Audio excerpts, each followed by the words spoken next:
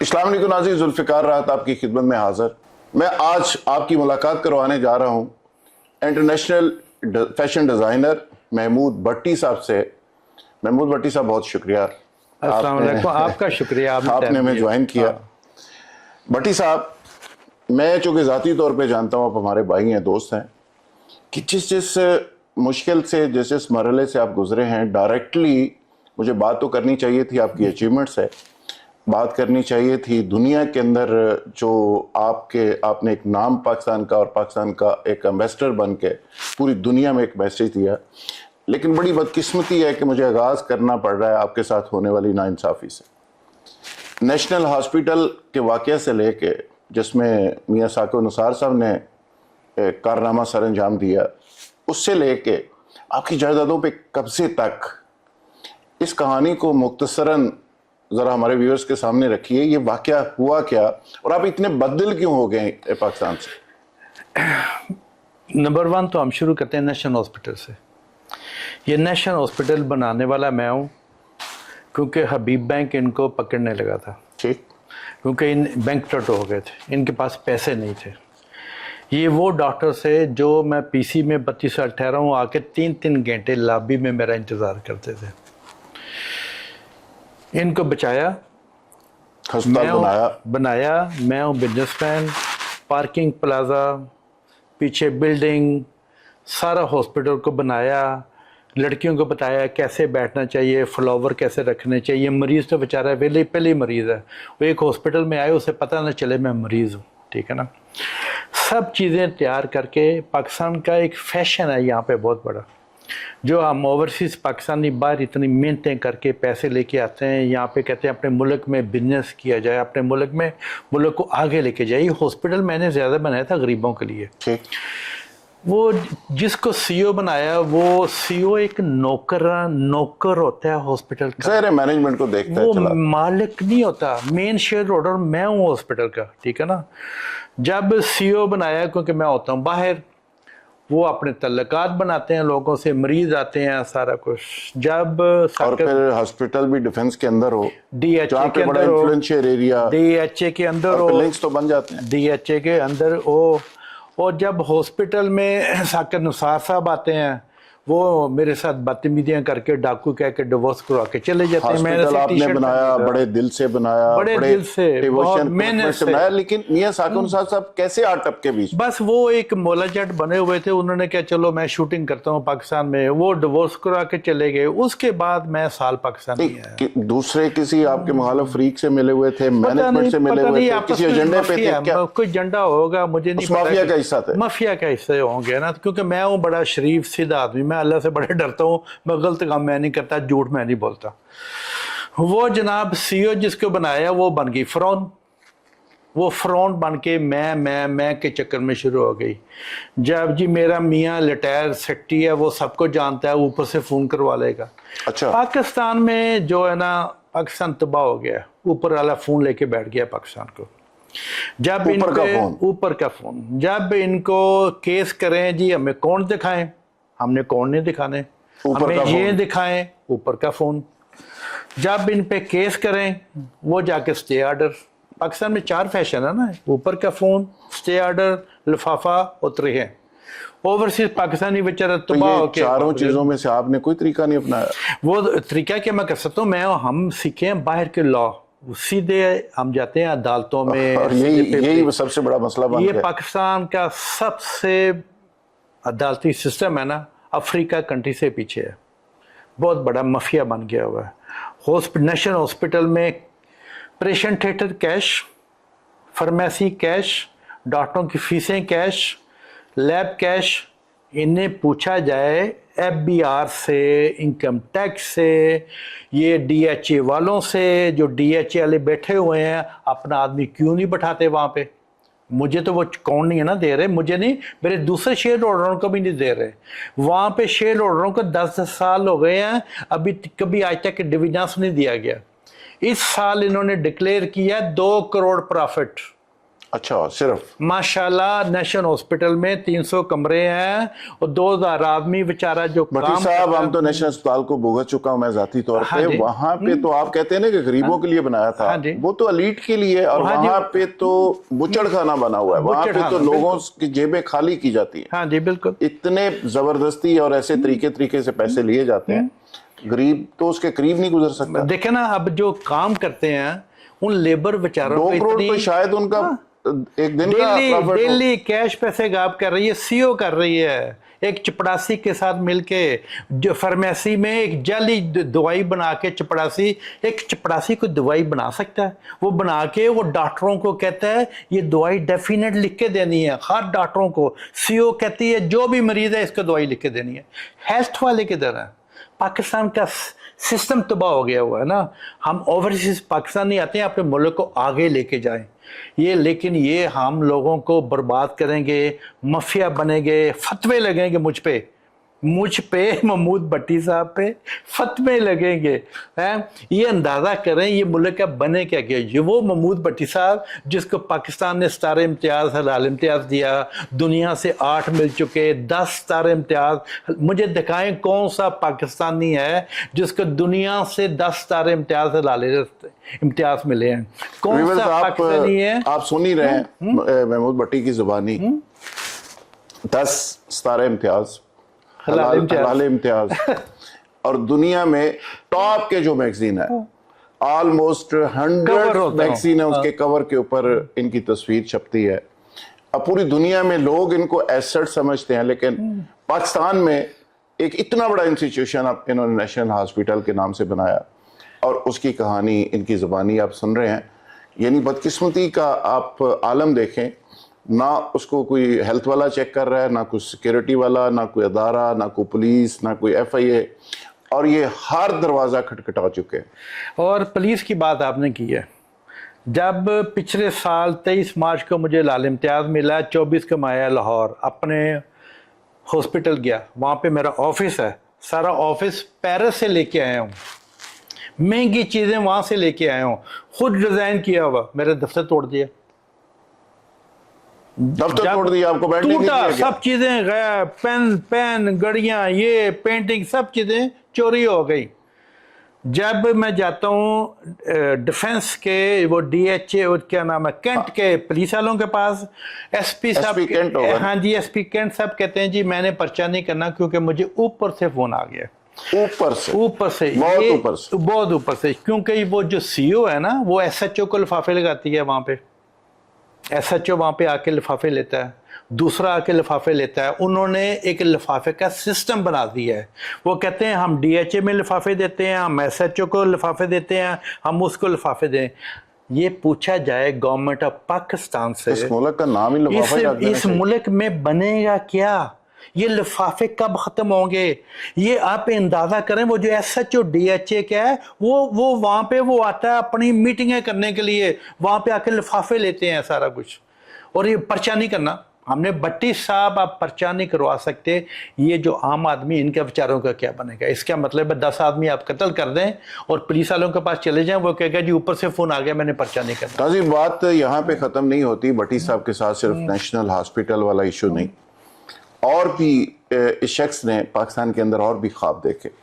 गरीबों के लिए हॉस्पिटल बनाने का ख्वाब तो इनका जुर्म बन गया, और जब चीफ जस्टिस ऑफ पाकिस्तान मियां साकिब निसार साहब अचानक आ टपके वहाँ पे बहुत बड़ी फोर्स के साथ, तो उसके बाद इस शख्स की जो पाकिस्तान का एक प्राइड है, इस शख्स की ज़ाती ज़िंदगी कितनी डिस्टर्ब हुई, ये ज़रूर बताइए ज़रा। डिवोर्स हो गई, डिवोर्स हो गई क्योंकि वो हर साल आती थी यहाँ पे, हर माह आती थी पाकिस्तान। ये घर हमने इकट्ठा फॉरेनर थी, ये घर उसने खुद बनाया, हॉस्पिटल बनाया, उसने भी ख्वाब देखे, पाकिस्तान को बड़ा प्यार करती थी वो, पाकिस्तान उसके लिए कोई चीज़ था। और वो बेचारी वो कहती मैंने कोई हरकत की है तो इसलिए चीफ जस्टिस साहब मेरे पास आए हैं, ठीक है ना। उसके बाद वो पाकिस्तान नहीं आई, उसका हक बनता है, وہ ڈر گئی بیچاری. یعنی آپ اس کو سیٹسفائی نہیں کر سکے میں کہ نہیں یہ نہ کر ثاقب سکتا, نثار وہ صاحب, زبان نہیں بولتے, یہ ثاقب نثار صاحب جو آئے ہیں, تشریف لائے ہیں, ٹپکے اچانک. ہاں ہو سکتا ہے یہ سی او نے کوئی پلاننگ کی ہو, فراڈ کیا ہوگا, مجھے آگے کر کے خود غائب ہو گئی تھی. یعنی آپ کی مسز سمجھتی رہی کہ آپ نے کوئی بہت بڑی گڑبڑ کی ہے تو آئے, بالکل ڈیفینیٹ, اور اس کی وجہ سے ڈیورس لے کے اس کے بعد ختم ہو گیا, کیونکہ وہ سی او, وہ جو سی او ہے نا, میرا خیال ہے انہوں نے آپس میں کوئی پلاننگ کی ہوئی تھی, ٹھیک ہے نا, انہوں نے کوئی پلاننگ کی ہوئی تھی, وہ پیسہ اکٹھا کرنے کی. آپ کے خیال میں اگر رف ایسٹیمیٹ آپ دیں کہ کتنے بلینز کا اب تک یہ سارا اسکیم کر چکے ہیں, ہاں جی, پتہ نہیں کتنے ملین کا انسان ہو چکا ہے وہاں پہ, وہ کیش پیسہ 10 سال کا یہ سی او بنی ہے, اس سے حساب لیا جائے. میں چاہتا ہوں نئے پہلے اس کا حساب کریں. آپ کی کتنی انویسٹمنٹ ہوئی تھی؟ میری سب سے مین انویسٹمنٹ ہی میری ہے, بنانے والا میں ہوں, وہ چھوڑیں کتنی میں, لیکن مین بلینز میں تھی. ہاں, وہ مین شیئر ہولڈر میں ہوں ہاسپٹل کا, اس کو بنانے والا میں ہوں. سب چیزیں بینکوں سے یہ بینکرپٹ ہو گئے ہوتے, اس کو بتانے والا میں ہوں. یہ اب یہ تو گورنمنٹ کو سوچنا چاہیے, ڈی ایچ اے کو چاہیے, کور کمانڈر صاحب کو چاہیے, اپنا کوئی آدمی وہاں پہ بٹھائیں. اوکے, اچھا یہ بھی بھٹی صاحب بتائیے کہ ابھی اوورسیز پاکستانیز کا ایک کنونشن ہوا جی, اور کنونشن سینٹر میں چیف آف آرمی سٹاف موجود تھے, انہوں نے اوورسیز کو بڑا بیک اپ کیا, پرائم منسٹر موجود تھے, کیبنٹ موجود تھی, اوورسیز بڑے ایکسائٹڈ تھے, اور اوورسیز کو کہا گیا کہ کورٹس بن گئی ہیں, اسپیڈی اب ٹرائل ہوگا, اور 20 دن 30 دن میں پتہ نہیں 90 دن میں کیا انقلاب آ جائے گا. اس پہ ہم نے دیکھا کہ آرمی چیف بڑے کنسرن تھے, وہ اوورسیز کے ساتھ سیلفیاں بھی بنواتے رہے. آپ ذاتی طور پہ بھی پرائم منسٹر کے جاننے والے ہیں, دوست ہیں, آپ کو انہوں نے وعدہ بھی کیا, نیشنل اسپتال میں پہلے آپ پھنسے ہوئے ہیں, ایک یتیم خانے کے لیے آپ نے جگہ خریدی, اس پہ بھی آپ کے بھائی قبضہ کر کے بیٹھ کے چھوڑ ہی نہیں رہے. چیف آف سٹاف آرمی صاحب کو نمبر 1 تو میں انہیں سلام پیش کرتا ہوں, بہت اچھی عربی بولتے ہیں وہ, انہیں تقریر کی بہت اچھی ہے نا, مجھے نہیں پتا تھا اتنی اچھی عربی بولتے ہیں, ٹھیک ہے نا. شاعر حافظ ہے, حافظ مجھے نہیں پتا تھا بالکل, ہے نا, کیونکہ میں باہر رہتا ہوں تو زیادہ میں میڈیا نہیں ہے میرے پاس, ٹی وی چینل نہیں ہے وہاں پہ, تو میں دیکھتا ہوں, ٹائم نہیں ہوتا, ٹھیک ہے نا. انہوں نے بہت دیکھے نا, اگر چیف آف سٹاف آرمی اتنی سردے لے رہا ہے, اس نے کہا یہ اوورسیز پاکستانی ہمارے ایمبیسیڈر ہیں پوری دنیا میں, عزت والی بات ہے نا. جو چیف آف سٹاف آرمی صاحب کہہ رہے ہیں وہ ہمارے لیے عزت کی بات ہے نا. میں نے تقریر بھی کی, میں نے سیم لفظ استعمال کیے, اوپر کا فون کیوں آتا ہے, یہ اسٹے آرڈر کیوں ملتے ہیں یہاں پہ, کیونکہ دعوتوں تو تباہ ہو گئی ہیں پاکستان کی. پرائم منسٹر صاحب نے بتایا سارا عربی چیف کی موجودگی میں کہ لفافہ, ہاں میں نے بتایا, میں نے بیماریاں ملک کی اسٹیٹس ہیں. پھر پرائم منسٹر صاحب آئے, انہوں نے کہا میں پرومس کرتا ہوں کوئی اوپر سے فون نہیں آئے گا, اور 90 دن میں یہ ہم ایک عدالتیں بنائیں گے اوورسیز پاکستانیوں کے لیے, کیونکہ آپ ہمارے ایمبیسیڈر ہیں, محساسہ ہے, کتنا پیسہ آپ نے اس دفعہ بھیجا ہے, ہم بڑے خوش ہیں. ہم ایک عدالتیں بنائیں گے جو 90 دن میں آپ لوگوں کے فیصلے ہوں گے, آپ کو انصاف ملے گا. کتنے دن ہو گئے؟ اب 3 ہفتے ہو گئے ہیں, تو 90 دن میں تھوڑے دن رہ گئے, تو میں انشاءاللہ مجھے 90 دن یہ گنتے رہیں گے, 90 دن کے بعد انگلیوں پہ گنتے رہیں گے. ہاں میں انگلیوں سے دیکھ رہا ہوں, تسبیح پڑھتے رہے, شباز شریف صاحب, شباز شریف صاحب, ہاں جی میں پڑھ رہا ہوں, تو میں دیکھ رہا ہوں, اب دیکھوں گا نا میرے وہ عدالتوں کے, میرے کیس نہیں ہے, میری تو جنگ غریبوں یتیموں کے لیے ہے. وہ زمین میں نے جو لی 53 کنال, وہ جناب میں نے کہاں پہ واقع ہے؟ یہ مولنوال میں. وہ زمین لی, ایک وکیل کو دیا اتھارٹی لیٹر, اس وکیل نے پکڑ کے اپنی بیوی کے نام پہ زمین کر دی. اس پہ جناب 4.5 سال ہو گئے ہیں. میں نے تو بنانا ہے کہ یتیم خانہ. جج صاحب کو اور میڈیا پہ 1000 دفعہ میں کہہ چکا ہوں, وہ زمین دے دیں یتیم خانے کے نام پہ. آپ نے زمین لی تھی یتیم خانہ بنانے کے لیے؟ میری ماں کے نام, اپنی والدہ کے نام. ہاں جی. کیا نام ہے والدہ محترمہ؟ رضیہ سلطانہ. رضیہ سلطانہ والدہ محترمہ کے نام پہ آپ اس کو زمین کو وقف کر چکے ہیں, اور ان کے نام پہ ایک یتیم خانہ بنانا چاہتے ہیں. بالکل. کتنی کاسٹ کی ہوگی زمین؟ آپ تو اربوں میں بن گئی ہے, کیونکہ وہ بیریا ٹاؤن کے ساتھ مل گئی ہے آ کے نا. لیکن اس میں بھٹی صاحب, اب لوگ یہ سوال کرتے ہیں کہ اس پہ قابض تو آپ کا اپنے ہی رشتہ دار ہو گیا, وہ اس کا بھائی من تو کوئی نہیں ہو سکتا. بس وکیل جو ہے نا یہاں پہ فراڈی ہیں سارے وکیل. 65% جو وکیل ہیں نا وہ ہیں یہاں پہ جن کے پاس ڈگریاں نہیں ہیں, ان کی ڈگریاں چیک کی جائیں. یہ بھی کوئی ایسے حساب ہے؟ ہاں جی, وہ اس کے کالے کوڈ پا کے 1000 روپیہ لے کے آ کے عدالتوں میں بڑھ کے ماریں گے. आप मेरे वाल खींचे, कोट फाड़ा, ये सारे बड़के मारे। अच्छा, मैं और तशद्दुद भी किया आपके? हाँ जी। और जज साहब को कोर्ट कहा के अंदर? ये कैमरे लगे हुए नहीं, हैं जज साहब की मौजूदगी में? जज साहब उठ के दूसरे कमरे में चले गए। ओवरसीज पाकिस्तानियों की अदालत है वो सारे ओवरसीज पाकिस्तानी वहां पे आते हैं। अब जज साहब उठ के चले गए। भट्टी साहब फिर यहाँ रुकना पड़ेगा। और प्राइम मिनिस्टर साहब से क्या आपने ये बात नहीं की थी कि मैं तो ओवरसीज की अदालत में पहले पैंटी खा चुका हूँ, मैंने की थी। बाल अपने खंचवा चुका हूँ, बिल्कुल लंबे बाल है। तो आप ओवरसीज अदालतें क्या करेंगी? वहां पे कुछ तोपे रखेंगे, गन्ने रखेंगे, हमारी हिफाजत कौन करेगा? आप देख लेंगे ना। तो वो जनाब 4 माह मुझ पे जिरा करके 4.5 साल हो गए इस केस को, और 4 माह जिरा की है। आप टिकट कैसे लेके गए थे, आप डाकू से, आप चोर से, वो लफ्ज इस्तेमाल किए जो हाई कोर्ट का जज भी उसे शर्म आ यानी आपको अपसेट करने के लिए, ब्रेक करने के लिए। फिर वो दूसरा जाके स्टे ऑर्डर ले लेते हैं, फिर वो जिरा शुरू होती है, नहीं हमने दोबारा करनी है, फिर स्टे ऑर्डर ले देते हैं। अब मैं कल गया हूँ अदालत में, फिर उन्होंने एक और स्टे ऑर्डर लिया है, हमें जिरा दोबारा करनी है। वो जिरा करनी है मुझ पे कोई 10 साल। यानी उतनी देर ये जो फ्रॉडी वकील है ना, जिसने कब्जा किया अपनी बीवी के साथ मिलके, आप अंदाजा करें उस फैमिली का जरा। प्योर फ्रॉडी वकील, माँ स्पेशल कब्जे करने वाली, उसकी बीवी और बेटे को उन्होंने लगाया OMG ग्रुप में एम्प्टी क्वेश्चन में डायरेक्टर। अच्छा, वो लग नहीं सकता वहां पे, वो वहां पे बैठा है। बेटा पुलिस को धमकियां देता, आपने ये पर्चा नहीं करना, पटवारियों को फोन करेगा, आपने ये पेपर चेंज करने हैं। ये पूरा एक नेक्सस बन गया। एक फैमिली जो है ना वो माफिया की फैमिली है, उसको पूछने वाला कोई नहीं है, इसलिए वो भी ऊपर से फोन करवाते हैं। फिर ऊपर से फिर ऊपर से फोन, ये ऊपर वाला फोन। तो ये सारी कहानी आर्मी चीफ ने भी सुनी। हाँ जी। और वो तो बड़े तगड़े कमिटमेंट के आदमी हैं। बिल्कुल। वो तो जिस चीज को पकड़ लेते हैं फिर उसको अंजाम तक पहुंचाते हैं। बिल्कुल। अब मेरा नैब में आपका केस तो उन्होंने भी सुन लिया। अब नैब में भी मेरा केस, वो नैब वाले भी केस इसका करेंगे, ये जमीन कैसे गई, कैसे कब्जा किया। भट्टी साहब आप बोले बादशाह हैं, आप फिर प्राइम मिनिस्टर साहब के 90 दिन के चक्कर में आप आ गए हैं। मैं तो पुरुम्मीद हूँ वैसे, और मैं दुआ करता हूँ कि या अल्लाह इसका कोई रिजल्ट निकला है। अल्लाह मियां लेकिन करे। 4 साल से वही ओवरसीज की, हाँ जी, वही ओवरसीज की अदालतें 4.5 साल हो गए। और सवाल क्या हो रहे हैं कि आप पहला टिकट 40 साल पहले, 45 साल पहले कैसे लेके गए थे? आपके पास पहले 500 रुपया कैसे आया था? आप डाकू थे, चोर थे। पेरिस में आप डाकू थे, चोर थे। वो फिर उस दिन मैंने जय साहब को कहा, जय साहब ये गौर से देखें, मेरी शक्ल। इररिलेवेंट क्वेश्चन हो रहे हैं, लेकिन जमीन की बात नहीं हो रही। नहीं, जमीन की बात तो होनी ही नहीं है ना। मैं कहा जय साहब ये वो डाकू आपके सामने बैठा हुआ है जिसपे 4 बुक्स आई, वो डाकू बैठा हुआ है जिसपे 3 सिनेमा मूवीज पेरिस में लोगों ने बनाई, ये वो डाकू बैठा हुआ है जिसको स्टार इम्तियाज फ्रेंच गवर्नमेंट ने स्टार इम्तियाज हलाल इम्तियाज दिया है, ये वो डाकू बैठा हुआ है जिसे 80 मुल्कों में अपना नाम पाकिस्तान का जाके रोशन किया, ये वो डाकू बैठा हुआ है जो 10 दफा जज रह चुका है, ठीक है ना। तो वो ये डाकू बैठा हुआ है, ठीक है ना। अब मैं जज साहब के एक्सप्रेशंस क्या थे ये बता जज साहब बेचारे डरे होते हैं। जिस मुल्क में ना एक स्पाई की वर्दी की इज्जत ना हो ना, वो मुल्क होते हैं तबाह। वो स्पाई ने मेरे मुल्क की वर्दी पहनी हुई है, झंडा पाकिस्तान का लिखा हुआ है। जिस मुल्क में आर्मी का स्पाई बेचारा बॉर्डरों पे बैठा जाके शहीद होता है, बच्चे छोड़ के चले जाता है, उसकी इज्जत ना हो, वो होता है मुल्क तबाह।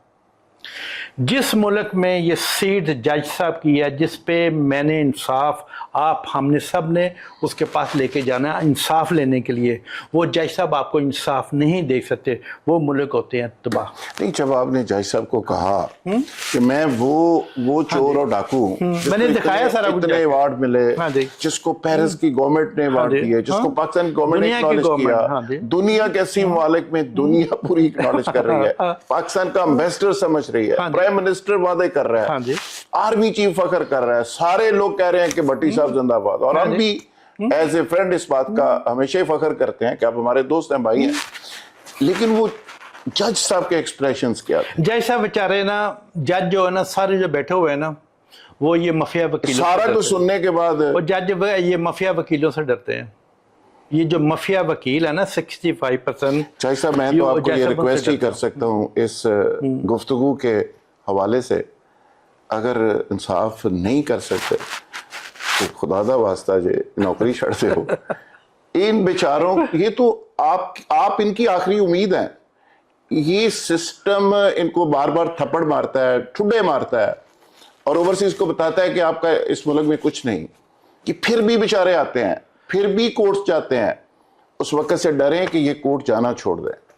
یہ آپ کے اوپر عدم اعتماد اس طرح کا کریں کہ یہ کہیں کہ اس ملک سے اور ان عدالتوں سے کچھ نہیں مل سکتا, اور عام آدمی جب آپ کے اوپر اعتماد کرنا چھوڑ دے گا, سسٹم کے اوپر عدم اعتماد کر دے گا, کہ اس کے بعد پھر ہوگا کیا, انارکی ہوگی صرف. تو اس وقت سے ڈریں. یہ شخص نہیں, یہ ایک سوچ کا نام ہے, محمود بھٹی. اچھا بھٹی صاحب, عدلیہ سے تو آپ بہت ہی زیادہ مایوس ہیں, تو آپ سمجھتے ہیں کہ عدلیہ سے کوئی انصاف ملے گا؟ نہیں. ایک اور چیز میں ایڈ کر دوں, یہ وہ محمود بھٹی صاحب آپ کے سامنے بیٹھے ہیں جو 32 سال سے 2000 بچوں کو سپانسر کرتے ہیں پاکستان میں. اب ہمارا فیوچر بچوں کا ہے. اس نے 2000 بچوں کو اسکالرشپ 32 سال سے ایک سالانہ 2000 بچوں. ہاں جی, 32 سال ہو گئے ہیں. کیا کرتے ہیں 32 سال سے بچوں کو؟ سپانسر کرتا ہوں ان کو پڑھنے کے لیے. سارے دنیا میں بھیجتے ہیں؟ نہیں, پاکستان میں. اچھا, پاکستان میں ان کی ایجوکیشن کا خرچہ میں پے کرتا ہوں. 32 سال ہو گئے ہیں. Fountain house, S F children university, میں نام نہیں لینے چاہ رہا, 32 سال ہو گئے ہیں. 100 بچیوں کی شادی کرواتا ہوں ناردرن ایریا میں ایوری ایئر. جو ہماری بیٹیاں کوئی کریڈٹ نہیں لیتا, کوئی کریڈٹ اشتہار نہیں لگاتا, کوئی کچھ. پاکستان میں یونیورسٹی فیشن کی بنا کے دے دی, پاکستان میں فیشن لے آیا, پاکستان میں سب چیزیں, کیونکہ یہ میرا ملک ہے, یہ سب سے پیارا ملک ہے ہمارا پاکستان, یہ میرا خون ہے. اور کتنے اوورسیز پاکستانی ویل نون پیسے والے, وہ مجھے گالیاں دیتے ہیں, تو کیوں اس ملک میں جا کے بیٹھا ہوگا. آپ جس وکیل نے قبضہ کیا اس کو فرعون کیوں کہتے ہیں؟ مفو فرعون ہے.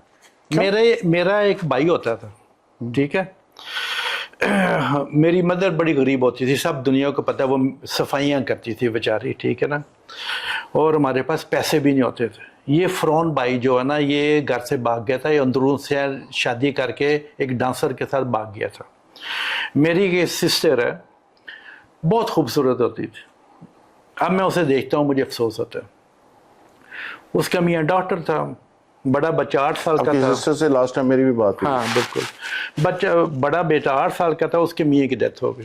7 سال کے بچے سے 6 بچے, ان کے بھی بڑا. یہ فرعون بھائی جو نا, آج تک اپنی بہن کو نہیں ملا.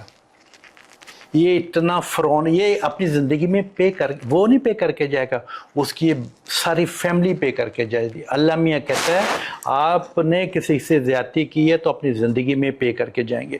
یہ زندگی کا ایک شو ہے. جب آپ پیدا ہوتے ہیں کچھ لے کے نہیں آتے, جب آپ جاتے ہیں کچھ لے کے نہیں جاتے. کفن پہ ایک جیب نہیں لگی ہوتی. میں تو میٹرو میں 2 ماہ -10 ٹیمپریچر ہوتا تھا, کھانے کے لیے پیسے نہیں ہوتے تھے, میٹرو میں سوتا تھا, صفائیاں کرتا تھا. عید والے دن ہمارے پاس کپڑے نہیں ہوتے تھے, سیویوں کے لیے پیسے نہیں ہوتے تھے.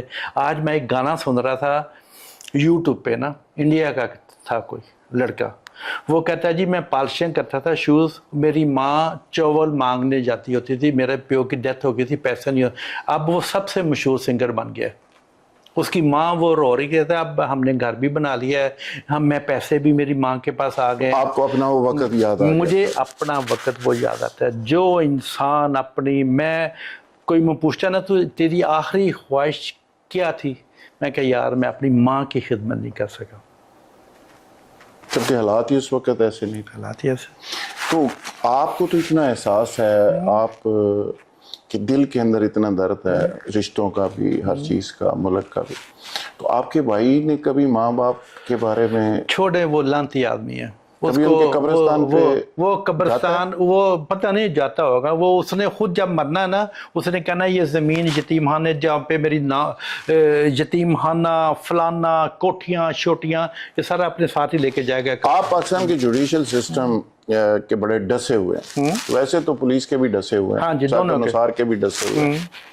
اور بیسیکلی یہ جو سسٹم ہے نا, جب آپ کو ڈستا ہے تو پھر آپ کو نفرت جو ہوتی ہے وہ جو لیڈرشپ کلاس ہے اس سے بھی ہو جاتی ہے. بیسیکلی تو وہ سسٹم آپ کے خلاف لڑ رہا ہوتا ہے, مافیاز لڑ رہے ہوتے ہیں. آپ جوڈیشری کے بارے میں کیا کہیں گے کہ پوری دنیا کے اندر بھی جوڈیشری کا سسٹم دیکھا. چرچل نے بھی ایک جنگ کے دوران ایک چرچل میں میسج بھی دیا کیا تھا. تھا. دیکھیں نا ہمارے جو انصاف والے 2 چیف جسٹس آئے تھے وہ مسلمان نہیں تھے. پاکستان میں 2 چیف پاکستان جسٹس میں تھے, بھگوان داس اور ہاں جی وہ 2 مسلمان آئے تھے جو وہ بدقسمتی سے دونوں ہی مسلم نہیں تھے. دونوں میں تھے. وہ انصاف دیتے تھے. انصاف وہ ہوتا ہے. پیرس میں آپ کسی جج کو جانتے ہیں نا, اگر آپ کا کیس اس کے پاس آ گیا نا, وہ جج پتہ کیا کہے گا, جا کے اپنے سپر جج کو کہے گا اس کا کیس میں نے نہیں سننا. کیوں نہیں سننا؟ میرے اس کے ساتھ بڑے قریبی تعلقات ہیں. جوڈیشری کے SOPs میں شامل ہے. ایون جج کو آپ اپروچ کر دیں, سفارش کرا دیں, سوال ہی نہیں پیدا وہ ہوتا. کیس چھوڑ دیتا جی سوری, سوال ہی نہیں پیدا ہوتا. پولیس والے وہاں پہ نا, پریزیڈنٹ کا جو بیٹا ہے نا, اگر اس نے بھی کوئی ریڈ لائن کراس کی ہے, غلط کی ہے نا, اس پہ بھی جا کے آپ پرچہ کروا دیں نا, 1 سیکنڈ سے پہلے پرچہ ہوگا. یہاں پہ سوال ہی نہیں پیدا ہوتا آپ کا. آرمی چیف کچھ ریفارمز کرنا چاہتے ہیں, ملک کو سیدھا کرنا چاہتے ہیں, کیا کریں؟ آرمی چیف کو میں دیکھا نا, وہ بیچارہ اپنی سیٹ پہ بیٹھ کے لڑائی لڑ رہا ہے اس ملک کے لیے. ملک اچھا ہو جائے, اوورسیز پاکستانیوں کی عزت کی جائے. اکیلا آدمی کر رہا ہے, آئی انڈرسٹینڈ, لیکن وہ اکیلا کیسے کر سکتا ہے؟ کیونکہ ہمیں سب کو اس کے ساتھ مل کے کام کرنا چاہیے. مل کے اس کا لیفٹ رائٹ ہینڈ بن کے اس ملک کو آگے لے کے جانا چاہیے. ہمارا جوڈیشل سسٹم اگر وہ صحیح ہو جائے نا, ہمارا سسٹم, ججوں کا سسٹم صحیح ہو جائے, اوپر سے فون آنا بند ہو جائے, لفافے بند ہو جائیں, ریئل انصاف ملنا شروع ہو جائے نا, تو پھر یہ سسٹم سارا ہوگا صحیح.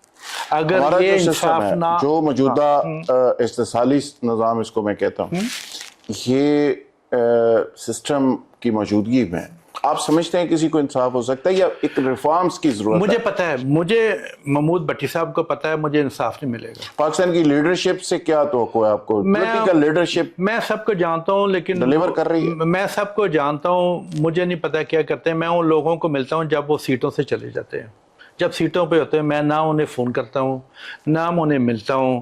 میرے لیے سب چیزیں جو ہے نا میرٹ پہ ہونے چاہیے. آپ کا عمران خان سے بھی دوستی تھی, نواز شریف سے بھی دوستی, شہباز شریف سے بھی دوستی, سب سے آپ کی دوستی رہی, شوکت عزیز سے بھی, زرداری سے بھی, جنرل صاحب سے, بے نظیر سے. کس کو آپ نے ایسا پایا کہ وہ ملک کے لیے بڑا فکر مند, کون سا ایسا لیڈر؟ میرے لیے سب یہ اچھے ہوں گے جو میرے ملک کے لیے کام کریں, کوئی انصاف کر کے چلے جائیں, اچھا کام کر کے چلے جائیں. میں ان کی عزت کرتا ہوں, لیکن میں کبھی آج تک جب وہ ایک سیٹ پہ بیٹھے ہوتے ہیں نا, میں انہیں نہیں ملتا. جب وہ سیٹ سے چلے جاتے ہیں نا تو میں انہیں ملنے جاتا ہوں. اچھا جی, آخر میں یہ بتائیں کہ اوپر سے کال آتی ہے, یہ خوفناک کتاب ایک آ رہی ہے, میری کتاب آ رہی ہے جس اور اس میں سنا ہے کہ کوئی بڑے خوفناک چیزیں آپ نے ڈال دی ہیں, اور بہت سینئر کچھ جرنلسٹ ہیں, سہیل وڈائی صاحب, وہ اس کو لکھ رہے ہیں. وہ کیا دھماکہ ہوگا اس میں؟ وہ دھماکہ ہوگا کیونکہ میں نے نا اپنے ملک کا, مجھے اپنے ملک کا بہت فکر ہے. میں نے کچھ نہیں لڑنا اپنی ذات کے لیے نا, میں اپنی ذات کے لیے بالکل میں نہیں لڑ رہا. مجھے پتہ ہے مادی روٹی کھا کے نا تو میں بالکل ٹھیک ہوں. میں نے اپنی ذات کے لیے میں لڑ رہا ہوں. نہیں, آپ نے سب کچھ دیکھ لیا, غربت بھی دیکھ لی, انتہا کی, یہ سب عوارت بھی دیکھ لی, ہاں جی, میری ساری پراپرٹیاں بھی, ہر چیز دیکھ لی, میری ساری پراپرٹیاں بھی شوکت خانہ کو جا رہی ہیں. یہ گھر بھی اس کو چلے جانا ہے. تو آپ نے طے کر لیا ہے کہ آپ نے ظلم کے خلاف میری صرف جنگ جو ہے نا, نہ میں نا انصافی اور ظلم کے خلاف, انصافی میں نہیں دیکھ سکتا. میری جنگ ہے صرف غریبوں کے لیے. میں آدھی روٹی کھا کے بہت خوش ہوتا ہوں. میں کہتا ہوں شکر الحمدللہ. نہ میں زندگی میں جھوٹ بولتا ہوں, نہ میں فراڈ کرتا ہوں, نہ میں روزے رکھ کے مطلب جھوٹ بولنا اور اللہ اکبر کرنا اور پیچھے سے فراڈ کرنا, جھوٹ بولنا, وہ چیزیں میں نہیں کرتا. اللہ میں مجھے ان چیزوں سے بچائے. یہ میری ماں نے مجھے سکول دیے ہوئے ہیں. مجھے پتہ ہے مجھے پاکستان سے انصاف نہیں ملے گا, مجھے پتہ ہے مجھے پولیس سے انصاف نہیں ملے گا, اور کسی غریب کو بھی نہیں ملے گا. انہوں نے اگر ملک کو صحیح کرنا ہے نا تو یہ چیزیں ختم کریں. ختم نہیں ہوں گی. کتاب کے اندر جو اس حالات نے آپ کو دیا, جو تاریخ نے دیا, جو اس ظلم کے نظام نے دیا وہ واپس لوٹا رہے ہیں سارا کچھ. آپ میں کتاب پہ لکھ سب کے رہا ہوں, سامنے لا رہے ہیں, سب کے سامنے میں لے کے آ رہا ہوں. وہ کتاب اس کے بڑے بڑی دھماکہ خیز ہوگی, ہضم کیسے ہوگی لوگوں کو؟ نہ ہو, میں نے تو انصاف کے لیے لکھی ہے نا وہ کتاب, کیونکہ میں چاہتا ہوں میرا پیارا ملک ہے نا ہمارا سب سے خوبصورت آدھا سچ ملک ہے. بولا ہے, پورا سچ بولا, پورا سچ. میں آپ کو پتہ ہے میں نہیں ڈرتا, پورا سچ بولا. پورا. میری حسرت پتہ کیا, اور کتاب آ رہی ہے نا, میری زندگی کی حسرت ہوگی یہ جو میں غریبوں کے لیے کام کر رہا ہوں نا, تو یہ جسٹس سسٹم نے مجھے نہیں نہ کرنا دینا. میری حسرت ہے مجھے سزائے موت دی جائے یادگار پاکستان. میری زندگی کی سزائے موت تو ان کو دینی چاہیے نہیں, مجھے جو دینی ظالم ہے, جنہوں نے ظلم کیا. آپ کو کیوں دی جائے؟ آپ تو ایسے اس لیے کیونکہ میں غریبوں کے لیے کام کر رہا ہوں, یہ مجھے کرنے نہیں دیتے, ٹھیک ہے نا. اگر میں چاہتا ہوں میں چلے جاؤں, بعد میں یہ سارے یاد کریں گے, بے نظیر چلے گئی, ڈاکٹر قدیر چلے گیا, جو اچھے کام کرتے تھے بیچارے سارے چلے گئے. موسٹلی ویسے لوگ جرت نہیں کرتے, لوگ کہتے ہیں کہ یہ میں نے کتاب لکھ دی ہے, یہ لکھوا دی ہے, جب میں چلا جاؤں میرے بعد میں چھاپ دیں. یعنی اتنی کرج نہیں ہوتی کہ زندگی میں میری انشاءاللہ نیکسٹ منتھ وہ یہ ساری چیزیں سامنے لا سکیں. ہاں, میں سب چیزیں میں انشاءاللہ سامنے لے کے آنی ہے. اور میں صرف اس لیے میں کر رہا ہوں کیونکہ ہمارے فیوچر جو بچے ہیں نا بہت انٹیلیجنٹ ہیں, انہوں نے ملک آگے لے کے جانا ہے. ان کے لیے یونیورسٹی, کالج, یہ چیزیں بننی چاہیے. جن بچوں کے پاس پیسے نہیں ہیں ان کو آگے لے کے جانا چاہیے, ان بچوں کو ان کی ہیلپ کرنی چاہیے. ہر آدمی, میں نے تو اپنی لائف ڈبل زیرو سے شروع کی ہوئی ہے نا, ساری دنیا کو پتہ ہے میری لائف کا. 5 مرلے میں رہتے تھے کاف کے گھر میں, زمین پہ سونا, اور اپنی لائف سب دنیا کو میرا پتہ ہے. اور مجھے فخر ہے جب میں لوگوں کو بتاتا ہوں, سب کو پتہ ہے میری لائف میں نے کیسے شروع کی ہوئی ہے. یہ سارا زندگی کا ایک شو ہے. میرے لیے سب سے امپورٹنٹ عزت ہے. سب انسان کی عزت ہونی چاہیے. اللہ نے سب کو ایک جیسے بنایا ہے, ایک تھوڑا سا اوپر ہوتا ہے, ایک تھوڑا سا, لیکن اس کا مطلب نہیں ہے اس کے ساتھ بدتمیزی سے بولا. زندگی میں بھٹی صاحب کو ایسا واقعہ کہ جس پہ آپ کو بہت ہی پراؤڈ ہو, بہت ہی فخر ہو؟ مجھے پراؤڈ ہے میری ماں کی دعاؤں کی وجہ سے. میں نے دنیا میں اپنا نام بنایا اور لوگوں نے مجھے عزت دی, مجھے عزت دی. آپ سیٹسفائیڈ ہیں کہ آپ نے جو ڈیلیور کیا اور جو کچھ اس ملک کے لیے کیا اور جو اچیومنٹس ہیں اس پہ پوری طرح سیٹسفائیڈ ہونا چاہیے؟ کیونکہ نا ہم اوورسیز پاکستانی کتنے میرے دوست خوش نہیں ہیں پاکستان سے. ان کی جائیدادوں پہ قبضے ہو جاتے ہیں, بیچارے مر جاتے ہیں عدالتوں میں آ کے, بیچارے چلے جاتے ہیں, بڑی محنت سے پیسے کماتے ہیں. ایک آدمی نے مطلب محنت سے پیسے 15 لاکھ روپیہ کمایا ہے, تو اس کا 15 لاکھ روپیہ چوری ہو جائے گا, بیچارہ کیا کرے گا؟ وہ کہے گا یار میں تو 20 سال ہو گئے ہیں, پیسے ڈوڑ کے میں نے کیے ہیں, تو وہ بھی میری چوری ہو گئے ہیں, ٹھیک ہے نا. تو وہ اچھی بات نہیں ہے. یہ سب کو ڈرنا چاہیے. یہ ان کو میری نصیحت ہے, آدمی آدھی روٹی کھا لے, پوری نہ کھائے, زبان سڑ جائے. آپ کی عزت وہ کرے جو کیمروں کے بغیر لوگ آپ کے متعلق کوئی بات کریں, یہ عزت ہوتی ہے, ٹھیک ہے نا. یہ ٹی وی اخباروں پہ, مغزین رسالوں پہ آ کے نا, تو یہ تو ایک شو, بات نہیں بنتی, یہ شو ہے سارا, یہ بات نہیں بنتی. اصل مسئلہ وہ ہے. اور اللہ میاں کہتا ہے ہمبل رہو, ہمبل, جھوٹ نہ بولو, ہمبل رہو. میں نے تجھے اتنی چیزیں دی ہیں, تو فرعون نہ بن. ہر انسان کی عزت کر, تمیز سے بول. تو کھا رہا ہے, اپنی آدھی روٹی اس کو بھی دے دے, اس کا بھی حق بنتا ہے. ٹھیک بات. یہ میرے لیے امپورٹنٹ ہے. بھائی صاحب بہت شکریہ, تھینک یو ویری مچ. ناظرین, محمود بھٹی ایک چلتا پھرتا انسٹیٹیوشن ہے, ایک انسائکلوپیڈیا ہے. ان کی اچیومنٹس اپنی جگہ, لیکن کلوزنگ نوٹ میں ان کی اس خوبصورت بات پہ کروں گا جس میں انہوں نے اپنی غربت کی انتہا بھی بتائی اور اپنے عروج کا بھی ذکر کیا, لیکن انہوں نے کہا کہ انسان کو ہر حال میں ہمبل رہنا چاہیے. شاید ہماری نیچر بھی اور ہمارا مذہب بھی اسی بات کا ہمیں درس دیتا ہے, اور توازن ہی اصل زندگی ہے. بہت شکریہ, تھینک یو ویری مچ.